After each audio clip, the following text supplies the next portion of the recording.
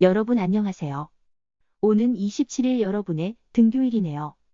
코로나19 상황에서 학교에서의 활동들이 예전만큼은 자유롭지 않을 수 있지만 선생님들이 최대한 여러분들이 학교 생활을 잘 할 수 있도록 준비하고 있네요. 여러분들도 마스크 쓰기와 손 씻기 등 스스로 지켜야 하는 방역 수칙을 꼭 지키며 학교에서 만나기로 해요. 그럼 지난 시간에는 상황에 따라 인사하는 법을 알아보았어요. 이번 시간에는 상대에 따른 다양한 인사법에 대해 알아보도록 해요. 화면을 봐주세요. 먼저 우서른에게 인사하는 법을 알아보아요. 상황 1. 심부름을 가는 중에 친구의 할아버지를 뵈었어요. 여러분은 어떻게 인사를 할 건가요?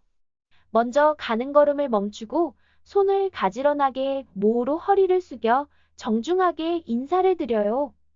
네, 잘 말해 주었어요. 지금 말하는 인사법을 보통례라고 해요. 상황 2. 화장실에서 손을 닦고 있는데 선생님이 들어오셨어요. 이럴 경우에는 어떻게 인사를 할까요?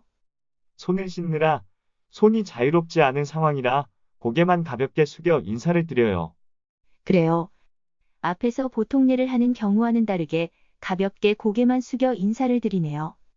이런 인사법을 목례라고 합니다. 그럼 이번에는 나와 비슷한 또래들과 인사하는 법을 알아보아요. 상황 1. 하교길에 친구와 헤어지는 상황이네요. 어떤 식으로 인사를 나누게 될까요? 저는 손을 흔들며 잘 가라고 말하며 친구와 헤어질 때 인사를 나눠요. 네. 친구와 헤어질 때는 가볍게 손인사를 나눌 수 있을 거예요. 상황 2. 복도에서 다른 반 친구를 만났네요. 그런데 이 친구와 이미 인사를 나누었는데 복도에서 또 만나게 되었네요. 이럴 경우에는 어떻게 인사를 나누면 좋을까요? 이미 인사를 나누었기에 가볍게 웃어주거나 눈인사를 하거나 아니면 고개만 살짝 숙이며 인사하면 좋을 것 같아요. 맞아요. 이미 인사를 나누었기 때문에 가볍게 눈인사를 나누는 것이 좋을 것 같아요. 그럼 이번에는 고개를 숙이거나 손을 흔들어주는 인사 말고 다른 인사법을 알아보도록 할게요. 상황 1. 길을 가는데 다른 학교로 전학 간 친구를 오랜만에 만나게 되었네요. 어떻게 인사를 나눌 수 있을까요? 오랜만에 만나는 경우니까 활짝 웃어주며 인사를 나누고 손을 잡고 악수를 나눌 수 있을 것 같아요. 그렇네요. 우리는 손을 맞잡고 인사를 나누는 악수를 할 수 있겠네요. 상황 2. 설날이나 추석에 친척집을 방문했어요. 우서른께 어떻게 인사를 드릴 수 있을까요? 명절이니만큼 어른께 예의를 갖추어 큰절을 할 수 있을 것 같아요. 네. 명절뿐만 아니라 오랜만에 우서른을 뵈면 큰절로 인사를 드릴 수 있겠네요.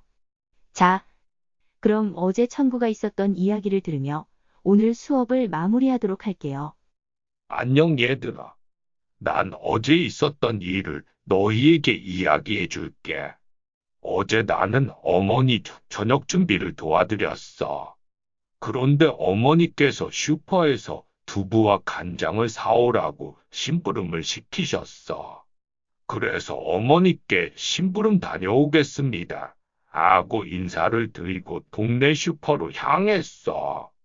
슈퍼에 가는 중에 같은 반 친구인 성우를 만나게 돼서 반갑게 안녕이라 말하며 손인사를 나누었어.